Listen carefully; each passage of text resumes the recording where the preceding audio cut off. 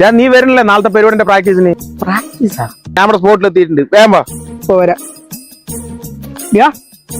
എന്തിനാണ്ട് ഈ നട്ടുച്ചയ്ക്ക് പുഴ ഇങ്ങോട്ട് വരാൻ പറഞ്ഞു? എടാ നാളത്തെ ദിവസത്തിന്റെ പ്രത്യേകത എന്താണെന്ന് എനിക്ക് അറിയില്ലേ? നാളെയല്ലേ ബലി.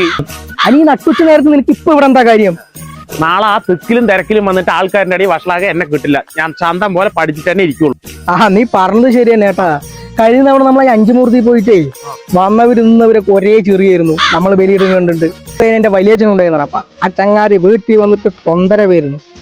എന്തോ ഭാഗ്യം ഇപ്രാവശ്യം അയാൾക്ക് കൂടി ചേർത്ത് ബലിയിടണം. പൂവെങ്ങനെ കാര്യമൊക്കെ ശരി തന്നെ. കഴിഞ്ഞ കൊല്ലത്തെമാരി കാട്ടിക്കൂട്ടാ നീ നിൽക്കണ്ടാട്ടാ. അതിന് കഴിഞ്ഞ തവണ ഞാൻ എന്താ കാട്ടിക്കൂട്ടി? നീ ഒന്നും കാട്ടില്ല. കഴിഞ്ഞ കൊല്ലം ബലിയിടാൻ വരുമ്പോ നീ ജട്ടിയിട്ടടാ. ഞെട്ടിയിട്ടില്ല.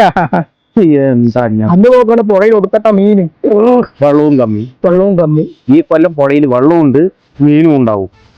ജട്ടിയൊക്കെ ഇട്ടിട്ട് മറക്കാണ്ട് വാ.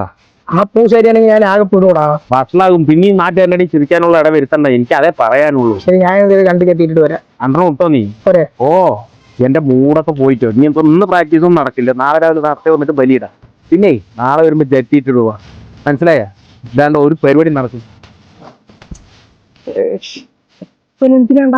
പഴയ കാര്യങ്ങളൊക്കെ ഇങ്ങനെ ഓർമ്മിപ്പിക്കണം.